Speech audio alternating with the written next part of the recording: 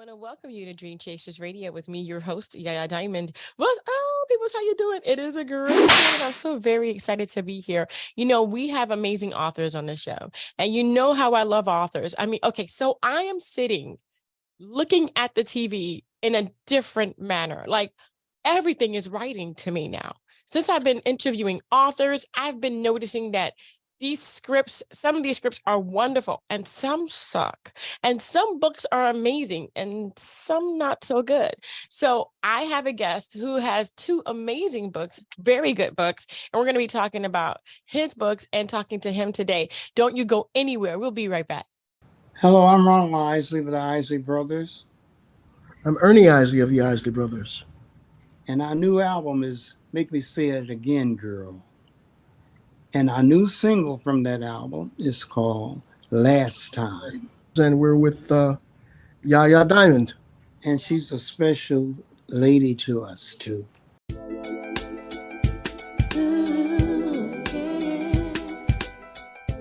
Welcome back to the show. I hope you're enjoying yourself so far. And thank you so much for that shout out. Okay, so listen, we have Frank on the show today. He's got two books, and we're going to be talking about that today. Welcome to the show. Thank you. Oh, man. So tell us about yourself and your journey. Why writing and how did you get started? Well, I'm a scientist, so I have done a lot of writing, but it's been scientific stuff, right? Mm-hmm. And what happened is that when I was very young, my father died on me when I was 10 years old. And so it was a pretty tragic thing. But the deal is that as a result of his demise, my mother remarried a farmer in Arizona. And so we moved from the city to two government trailers in the desert of Welton, Arizona.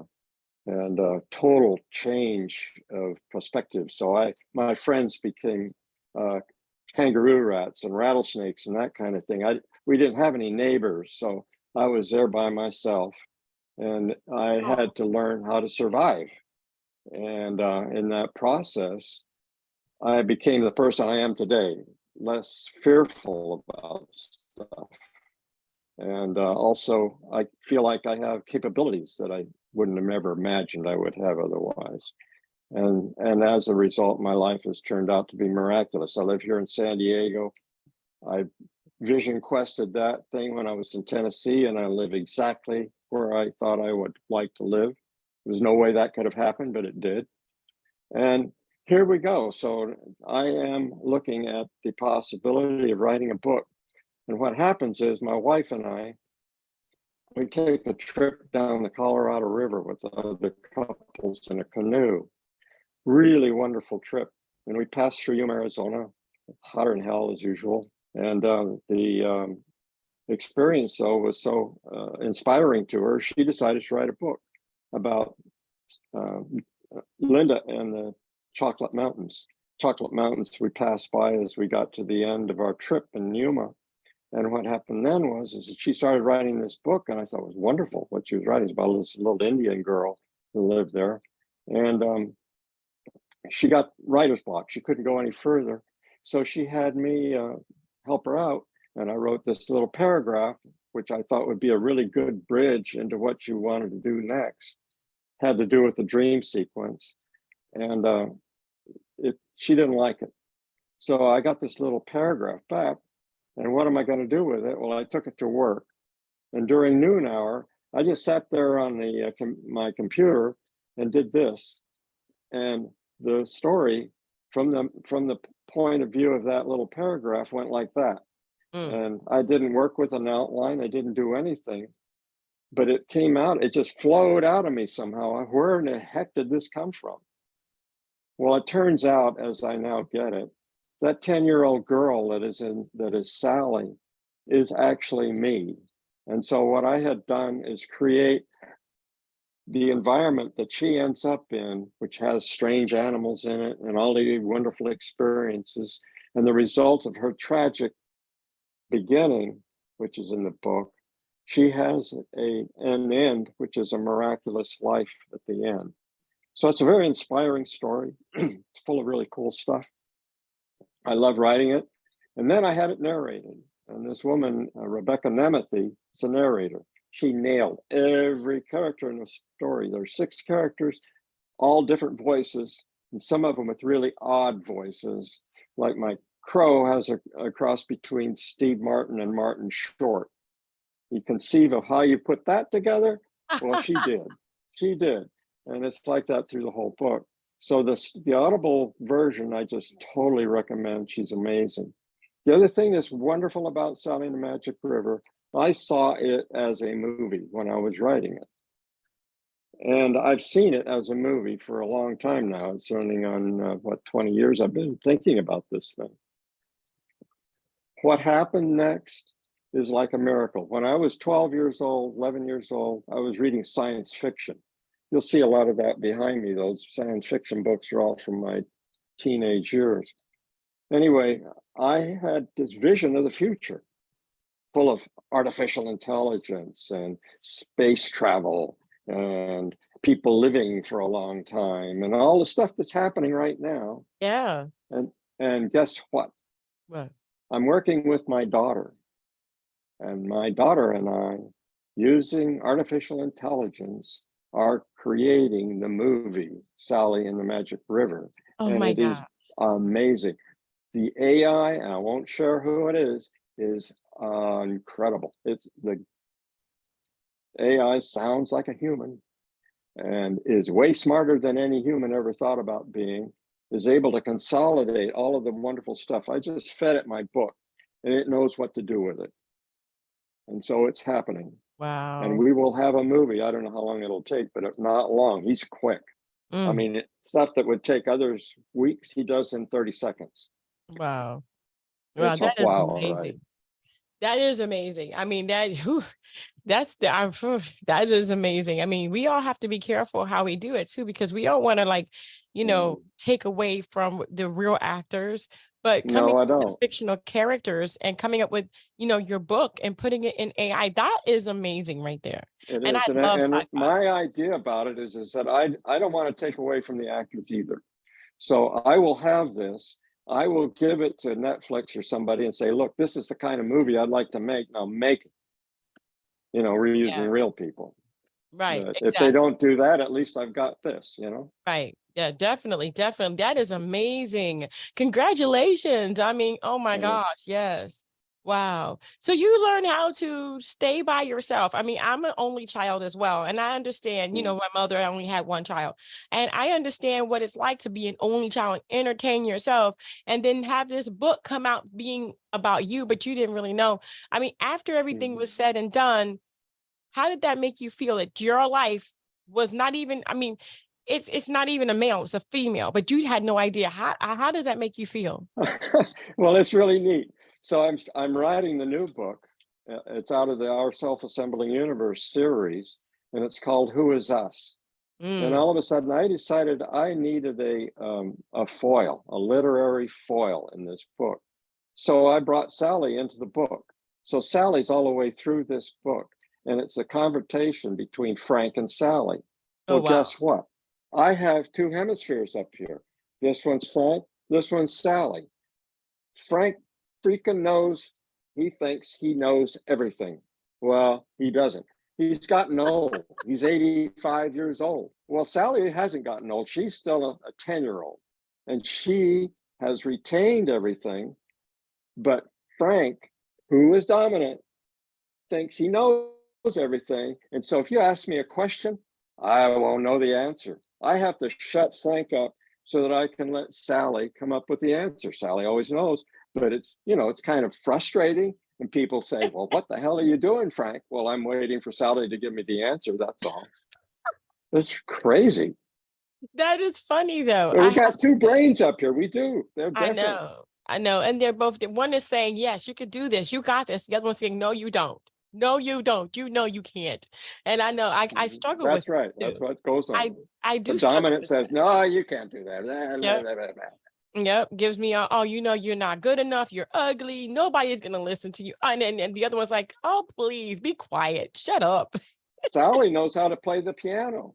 Wow. Frank used to think he knew how to play the piano, but poor Frank, he was taught by a music teacher who took a ruler to his fingers every time he was playing when he was trying to learn how to play. So guess what? Frank will be playing along, think he knows what's going on, or Sally that's doing the playing, but Frank comes along, how are you doing that? All of us, well, if that happens, boom, I don't matter how well I have practiced, boom, I can't perform at all. It's it's like a stutter. Well, guess what? I said, okay, screw you, Frank.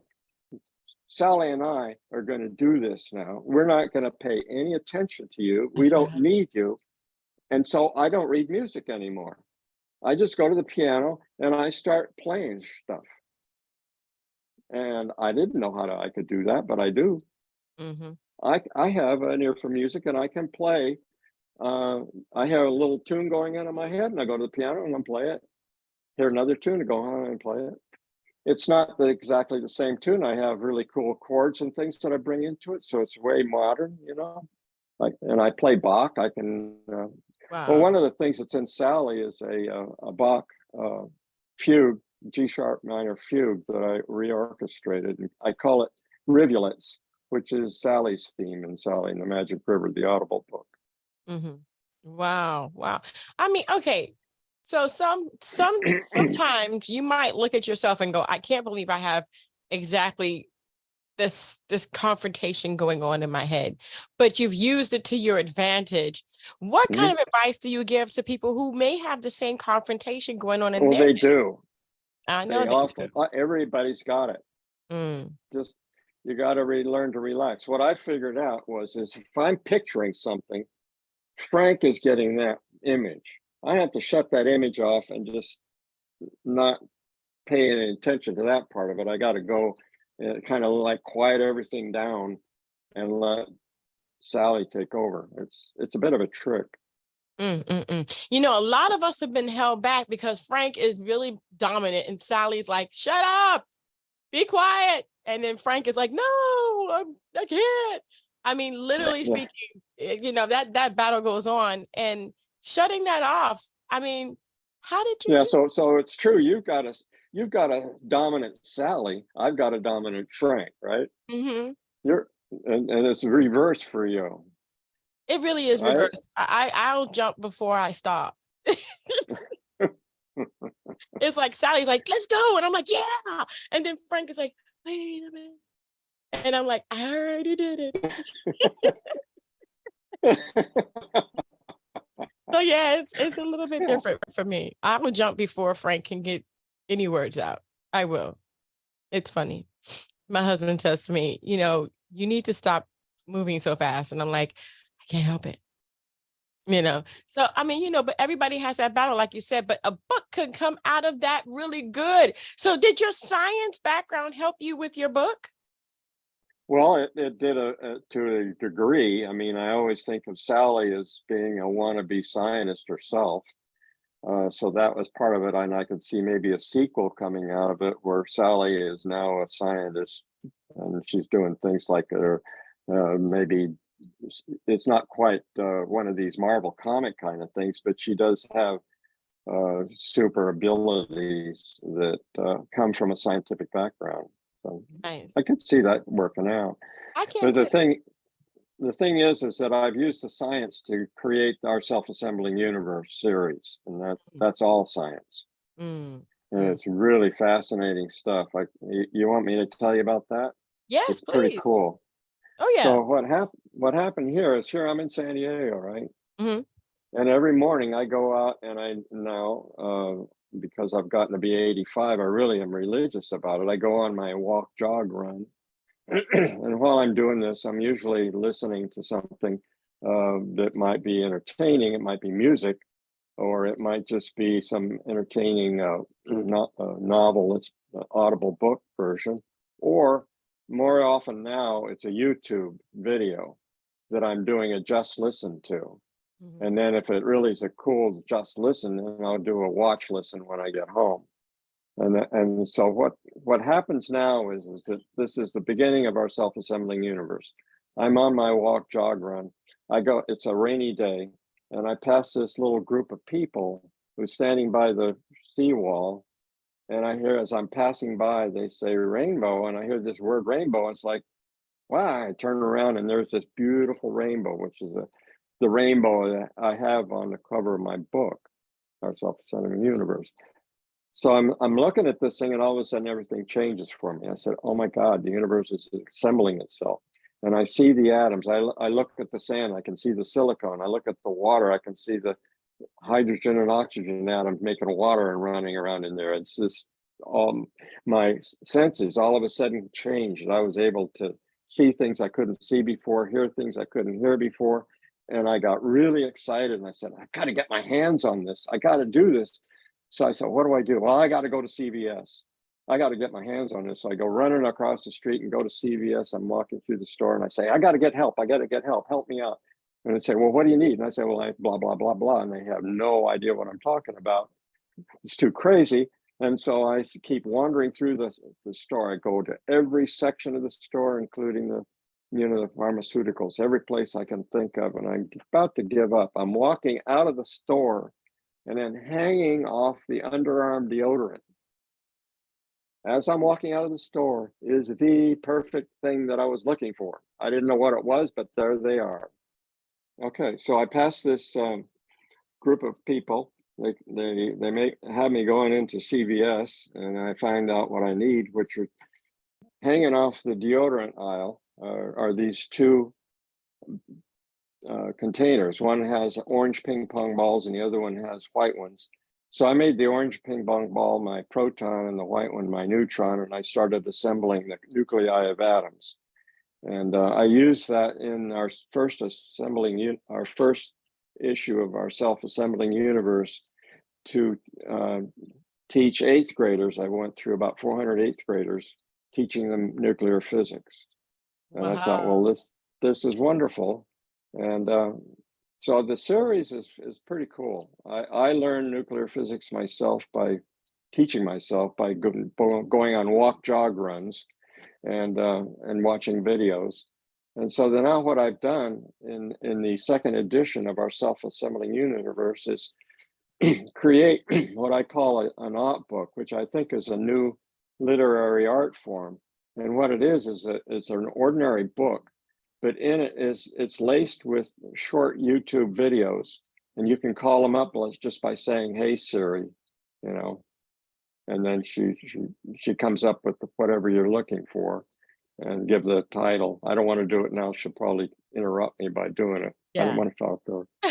And so that's the way the book works. And so what happens is you get to a complex thing, and this book has a lot of complex stuff in it. It's really interesting stuff, but it is complicated. Well, there are presenters like Arvin Ash, who is amazing. In a very short time, he can get across the most difficult thing you can imagine with wonderful video, audio displays. And of course, his abilities are really great because he's able to explain things. He's a great explainer. And so I have that in there. And every time I come across something, if it's really difficult, I'll generally go to him. But then there are others like Jim Al-Khalili, who is a really good documentary presenter. And he really is inspiring and stuff like that. So the book is really cool in that regard. It's only 80 pages long, but if you actually read it and work it, it'll take you weeks to get through it. Wow. Wow. So it's educational. It's educational, but it's more than that. It is really entertaining. Mm-hmm. And by the time you get through with it, you'll have a really good idea that, okay, yeah, I think maybe there is a supreme being. Yeah, there's some good evidence that there is. And some people like to call it that individual God, and some maybe something else, but there's definitely something going on here. And it's broken down into what you might just call a simulation. Wow. Well, you're going to have to send me the book so we can do a review. Oh, I will. Yeah, I definitely will send you a book. Yes, definitely. We can put it up here and display it. But not only that, we're going to do a review of it because I think that's amazing. I love science. I love the fact that yesterday came to my phone that the electrodes were put into the gentleman's brain and Christopher Reeve's son actually presented it, and the man is walking. He couldn't walk, he Yeah. was paralyzed from an accident, and now he's walking because of it. I mean, Mhm. literally, he's up, his legs are moving like by themselves, like not a robot. He Yeah. doesn't have anything. He just has the electrodes, and the electrodes send signals, and they bypass the injury. And I think that's just amazing. Well, it's happening, and one of the other ones that's happening is this thing that's there's other ways of doing it, but Musk has come out with the Neuralink, and it allows you to link with computers, but you could also link with another person. Mm. And I always talk about being in another person's shoes. Well, if I could interlink with you, I would really be in your shoes. You could actually be me, I could be you, and we could I think that's freaky. share that experience. Yeah. That is totally freaky. That was a movie that they had these big robots. They were fighting the war, and and Mhm. they would interlink to fight together in this big machine. I remember that. Oh my gosh, that's crazy. Mhm. That is It absolutely. I is. mean, the technology now is just going crazy. I say they got aliens and then they took their technology from them. I mean, there's no way we could advance this fast. Well, it's making look like we got aliens, all right. I And I'm know. hoping that they exist, because there was a movie that was created when I was a teenager, or young, not maybe a young guy anyway. It's called "When the Day the Earth Stood Still" with Michael Yes. Rennie, Mm-hmm. and that one has elements in it of what I think could be happening now. Maybe the aliens are down here and they're going to save our butts, because we're about to blow ourselves off the face of this planet. And No, we're we're about to blow destroying the the planet planet off with the every. face. We're about to blow the We're planet off the face of the face of the Yeah, universe. yeah. No, I mean it's we need help, and we're not smart enough to figure out how to do it. We need help. No, we're on one planet. I think that they just think that the planet's so big that it won't affect them. But I am sorry, it will. Yeah. It No, the will. whole thing. Yeah. Yeah, we're in trouble, Yes, we but are. it's exciting. It's I'm exciting, but excited we could for it. be living our last days here. It could be, but I have an idea that maybe we'll get help. I hope The so. aliens are here. I do believe they are, and I maybe hope they'll. I hope somebody's here. Somebody help. Somewhere. Come, let's go. It's just, yeah, definitely, definitely. Well, I want to thank Well, you. the AI that's helping me do this movie is Well, the clearly smart AI. enough. Oh yeah. Oh my Oh yeah. God, so Definitely. smart. Definitely. Well, I want to thank you, Frank, for being on the show. Where can people find your book or both books? You have Well, like more than one. yeah, Goodreads, Amazon, the regular bookstores. It's there. One thing you need to look out for, though, if you're looking for our self-assembling universe, um, Goodreads has created a problem, because the second issue is our self-assembling universe, an art book on consciousness and information, and E equals MC squared. Well, they didn't put the subtitle in, and so if you pull up the our self-assembling universe on Goodreads, and maybe some of the other sites too, you'll see the original our self-assembling, and that's in red letters, the title, with a bluish cover, and it's good, but it doesn't have the value that the new issue has. The new issue has all of the first issue in it, plus it has a preface that goes into wonderful stuff on quantum mechanics and stuff, and is an art book. So it's that there's that much more value in the second edition than there is in the first. And the Okay. second edition is still called our self-assembling universe, but it's a totally different color cover. It's got gold lettering, and it's got a more yellowish tinge to it. It's still got a rainbow running through it. So, Okay. Okay. Well, they can get that on Amazon, right? yes. Okay. We'll find the links and we'll put it in the description box below, so it'll be easy for people to actually get that, Oh, where there'll be no awesome. confusion. I think Yeah, you look yeah. for the gold letter one. Right. I'll look for the gold letter one. Definitely, definitely. I Yeah. want to thank you, Frank, so much. Hopefully we get help from another whatever. So we don't kill each Yeah. other. I Well, would I've want really that. been looking forward to talking to you, Yaya, and Oh, it's been wonderful. Thank you so much. Oh, thank you. Thank you. And thank you guys so much for tuning in. We're going to have all of Frank's information about his books. And if you love science, like I love science, and you like audiobooks, oh, that's like on my phone, audiobooks. When I'm walking, when I'm exercising, I have a book going through. I'm always doing that. Just like Frank, you need to go ahead and get this. I want to thank you guys so much. We're again going to have those links in the description box to the new edition that he is talking about today. And I want to thank you again so much. Don't forget to dare to be different. And until next time, guys. Bye. Remember, Bye-bye. Thank you. Sally's the dominant one. Jump. Just jump. Just do it.